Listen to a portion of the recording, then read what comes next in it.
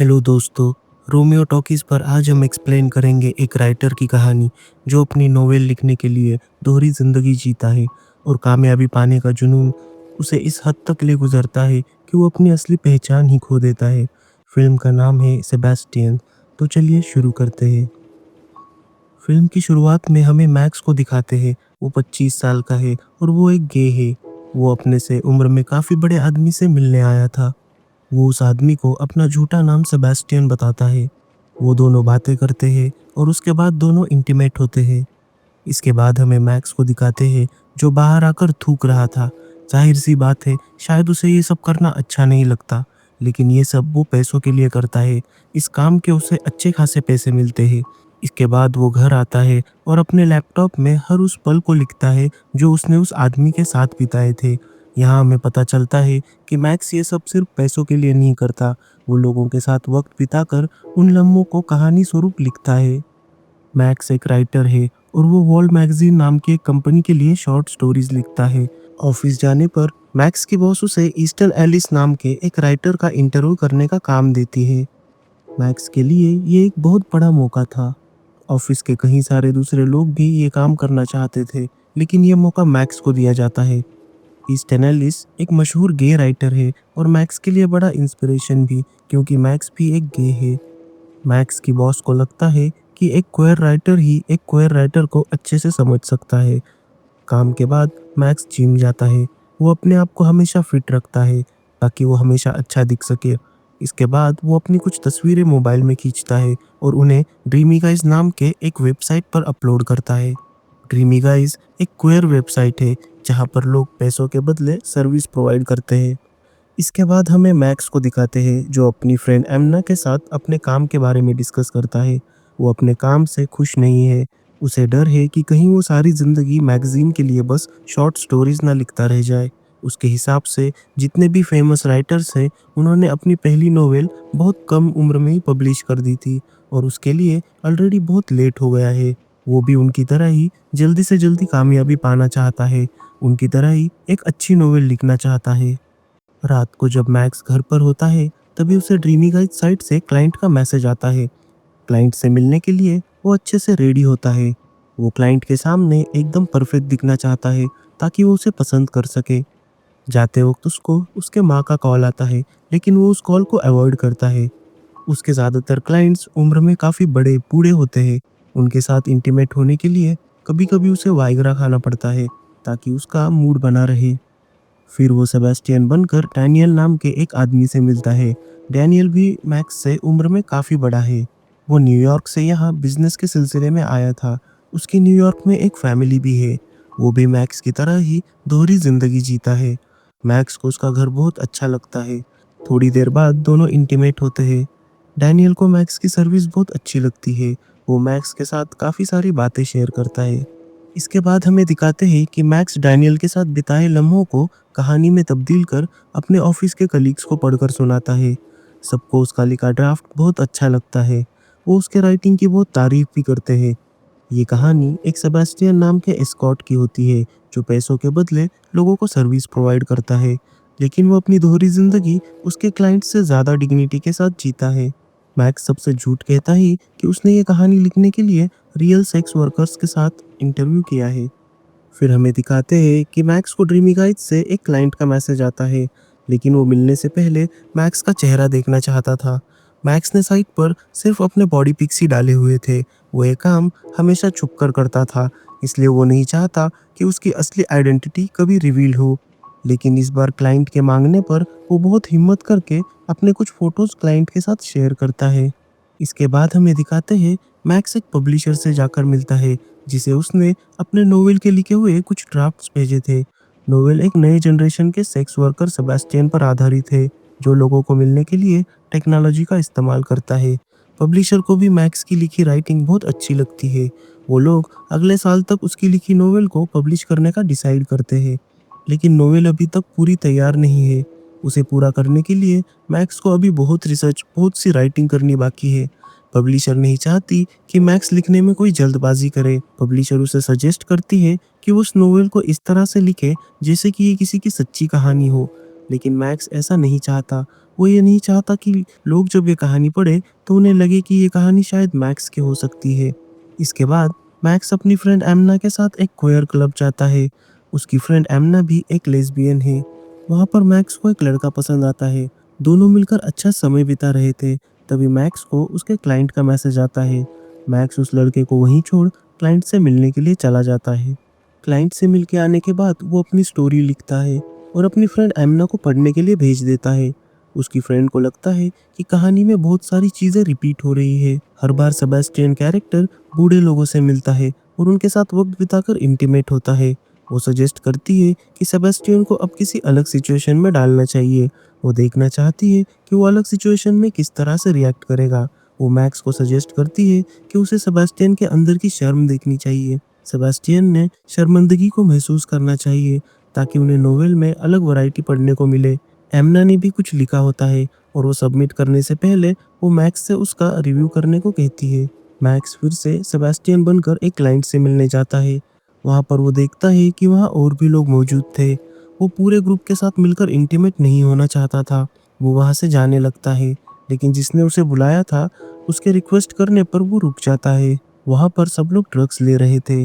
Max भी उनके साथ मिलकर ड्रग्स लेता है। उसके बाद वो अपना होश खो देता है। वो जब उठता है तब वो अपने घर पर था। वो कितनी देर सोया था उसे कुछ याद नहीं। उठने के बाद उसे एहसास होता है कि ड्रग्स लेने की वजह से वो पूरा एक दिन सोया था। आज ऑफिस में उसकी बहुत इंपॉर्टेंट मीटिंग थी, वो भी उसने मिस कर दी थी। उसके बहुत सारे काम पेंडिंग रह जाते हैं। ना तो उसने किसी को उसके ऑफिस ना आने के बारे में इन्फॉर्म किया था और ना ही किसी को पता था कि वो कहाँ है। उठने के बाद वो अपने मोबाइल पर सबके मैसेजेस देखता है और जल्दी जल्दी वो अपने पेंडिंग काम घर से करने लगता है। सारे पेंडिंग काम हो जाने के बाद वो अपनी नोवेल पर काम शुरू करता है। कल उसने क्या क्या किया था उन चीज़ों को याद कर वो अपने लैपटॉप में उस स्टोरी को लिखने लगता है। जिन क्लाइंट से वो कल मिला था वो लोग लॉयर्स थे। हर महीने छुपकर वो लोग इस तरह के मज़े करते थे। सब लोग बहुत ज़्यादा नशा करते हैं और नशे की हालत में ही सब एक दूसरे के साथ इंटीमेट होते हैं। मैक्स वहाँ पर बहुत एंजॉय करता है। उसके लिए ये एक नया एक्सपीरियंस था। उसे अपने नोवेल के लिए एक अच्छा ड्राफ्ट मिल जाता है। दूसरे दिन वो ऑफिस जाता है। वहाँ उसे पता चलता है कि कल मीटिंग में ना आने की वजह से ईस्टर्न एलिस का इंटरव्यू लेने का काम किसी और को दिया गया है। मैक्स को बहुत बुरा लगता है क्योंकि वो ईस्टर्न एलिस से बहुत ज़्यादा इंस्पायर था और उनका इंटरव्यू करने के लिए वो बहुत ज़्यादा एक्साइटेड था। उसके हाथ से एक अच्छा मौका चला जाता है। एमना भी मैक्स से थोड़ी नाराज़ थी क्योंकि उसने भी मैक्स को उसके राइटिंग पर फीडबैक देने के लिए कहा था, लेकिन मैक्स वो भी भूल जाता है। मैक्स को एहसास होता है कि उसके एक गलती की वजह से उसने कितना कुछ खो दिया है। मैक्स को अब एक मोबाइल ऐप का रिव्यू करने के लिए भेजा जाता है, लेकिन मैक्स इस तरह का काम नहीं करना चाहता। वो मजबूरन उस ऐप लॉन्च के इवेंट पर जाता है। वहाँ उसे ऐप डेवलपर का इंटरव्यू करना था। तभी उसे उसके एक क्लाइंट का मैसेज आता है। उसका क्लाइंट उससे अभी मिलना चाहता था। ऐप डेवलपर मैक्स के साथ ऐप के बारे में बात करने का ट्राई करते हैं, लेकिन मैक्स उनमें बिल्कुल दिलचस्पी नहीं दिखाता और बिना इंटरव्यू करे ही वहाँ से चला जाता है। सबको मैक्स का बिहेवियर बहुत अनप्रोफेशनल लगता है। फिर वो अपने क्लाइंट से मिलने उसके घर जाता है। वहाँ पर वो निकोलस से मिलता है। निकोलस की उम्र बहुत ज़्यादा थी। वो एक रिटायर्ड प्रोफेसर है और वो अपनी लाइफ में बहुत अकेला है। मैक्स उसे अपना नाम सेबेस्टियन बताता है और बताता है कि वो एक स्टूडेंट है और फ्रेंच लिटरेचर पढ़ता है। मैक्स उसके करीब जाने की कोशिश करता है, लेकिन निकोलस पहले उससे बातें करना चाहता था। क्लाइंट का सेटिस्फैक्शन भी उसके लिए बहुत ज़रूरी था, इसलिए वो निकोलस की बात मानता है और उसकी बातें सुनता है। इसके बाद वो दोनों इंटीमेट होते हैं। निकोलस बहुत बूढ़ा था। मैक्स को उसके साथ इंटीमेट होकर अच्छा नहीं लगता। वो बहुत ज़्यादा रोता है। शायद वो अपनी ज़िंदगी में शर्मिंदगी महसूस करता है, जो वो अपने फिक्शनल कैरेक्टर सेबेस्टियन के लिए चाहता था। उसे अपने आप से घिन आती है और यही सारी फीलिंग्स अब वो अपने नोवेल में लिखने वाला था। इसके बाद हमें दिखाते हैं कि मैक्स की फ्रेंड एमना एक बहुत फेमस राइटर एलिना कसारो का इंटरव्यू करती है। वहाँ पर मैक्स की पब्लिशर भी मौजूद थी। वो मैक्स को कुछ जाने माने लोगों से इंट्रोड्यूस कराती है। तभी वहाँ पर मैक्स अपने क्लाइंट निकोलस को देखता है। निकोलस भी उसे वहाँ देख लेता है। मैक्स काफ़ी डर जाता है और उस इवेंट से चला जाता है। वो जल्दी से आकर अपने मोबाइल से निकोलस को सेंड किए हुए सारे फोटोज डिलीट करता है। वो ड्रीमी गाइज वेबसाइट से अपना अकाउंट भी डिलीट करता है। वो अपनी सच्चाई किसी को बताना नहीं चाहता। वो नहीं चाहता कि सेबेस्टियन का सच किसी के सामने आए। वो हमेशा से दोहरी ज़िंदगी जीता था, क्लाइंट को हमेशा अपने बारे में झूठी इन्फॉर्मेशन देता था। लेकिन आज एक क्लाइंट को अपने सामने देख वो बेचैन हो गया था। वो अपने मोबाइल से सभी क्लाइंट्स के नंबर भी डिलीट कर देता है और लोगों से मिलना बंद कर देता है। फिर हमें दिखाते हैं कि एक दिन मैक्स अपने क्वेयर फ्रेंड्स के साथ बैठा होता है। वहाँ पर सब लोग एक दूसरे को अपनी राइटिंग पढ़कर सुनाते हैं। इसके बाद वो लोग पार्टी करने जाते हैं, जहाँ पर जोएल मैक्स को सेबास्टियन के बारे में पूछता है। सेबास्टियन का नाम सुनते ही मैक्स अनकंफर्टेबल हो जाता है, लेकिन जोएल उसे सिर्फ उसके नोवेल के बारे में पूछ रहा था। मैक्स उसे बताता है कि वो कहानी अब आगे बढ़ नहीं रही। उसे पता नहीं कि आगे कहानी में क्या होगा। बातें करते करते मैक्स और जोएल एक दूसरे के करीब आ जाते हैं और फिर एक दूसरे के साथ इंटीमेट होते हैं। दूसरे दिन मैक्स अपने परिवार से मिलने दूसरे शहर जाता है। वहाँ उसकी माँ उसे बताती है कि उन्होंने मैगजीन में आई उसकी एक स्टोरी पढ़ी है जो उन्हें बहुत अच्छी लगी। वो मैक्स के लिए बहुत चिंतित रहती है। उन्हें कहीं ना कहीं ये अंदाज़ा होता है कि इन कहानियों के पीछे कुछ ना कुछ सच्चाई है, लेकिन मैक्स उन्हें बताता है कि ये बस काल्पनिक कहानियाँ हैं। लेकिन उन्हें पता होता है कि कल्पनाओं का इजाद भी किसी सच्चाई से टकराकर होता है। मैक्स की माँ बताती है कि हर चीज़ को लिखना ज़रूरी नहीं होता। कुछ पर्सनल चीज़ें हमें अपने आप तक ही रखनी होती है, क्योंकि वो बहुत पर्सनल होती है। मैक्स उन्हें बताता है कि वो फ़िलहाल अपने काम पर बहुत ज़्यादा फ़ोकस कर रहा है, क्योंकि उसे लगता है कि जल्दी उसे मैगज़ीन में परमानेंट जॉब मिल सकती है, क्योंकि अभी वो एज़ अ फ्रीलांसर काम करता था। इसके बाद हमें दिखाते हैं कि मैक्स जब ऑफ़िस जाता है, तब उसकी बॉस उसे बताती है कि अब ऑफ़िस में फ्रीलांसर्स के लिए कोई भी काम नहीं है। तो फ़िलहाल मैक्स के लिए उनके पास कोई भी काम नहीं होता।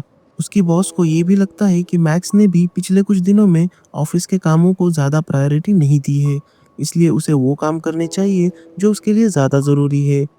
अब मैक्स के पास कोई काम नहीं था सिवाय उसकी नोवेल पूरी करने के, लेकिन पब्लिशर ने उसे नोवेल के लिए कोई एडवांस भी नहीं दिया था, तो उसके पास अब पैसे कमाने का कोई और रास्ता नहीं बचता। वो फिर से ड्रीमिका इस साइट पर अपना अकाउंट बनाता है। अब सेबेस्टियन फिर से काम करने के लिए तैयार है। फिर हमें दिखाते हैं कि मैक्स अपने क्लाइंट निकोलस से मिलने के लिए जाता है, जिसे देख वो इवेंट से भाग गया था। वहाँ पर वो निकोलस से बातें करता है। निकोलस उसे यकीन दिलाता है कि वो उसके बारे में किसी को कुछ नहीं बताएगा। अब निकोलस भी जानता था कि मैक्स एक राइटर है, लेकिन मैक्स अब भी उसके साथ कोई भी पर्सनल बात शेयर नहीं करता। फिर भी वो उसे बताता है कि वो शॉर्ट स्टोरीज लिखता है, और जब वो निकोलस को और करीब से जानेगा तो वो उसे पढ़ने के लिए भी देगा। इसके बाद वो निकोलस के साथ कुछ वक्त बिताता है और फिर दोनों इंटीमेट होते हैं। उस दिन निकोलस मैक्स को बताता है कि वो उसे किसी की याद दिलाता है। इसके बाद हमें दिखाते हैं कि मैक्स अपनी नोवेल पर काम कर रहा है और वो निकोलस के साथ बिताए हुए उन लम्हों को कागज़ पर उतारता है। अब कुछ दिन बीत जाते हैं। उसकी नोवेल का काम चल ही रहा था। इसके लिए उसका फोटोशूट होता है।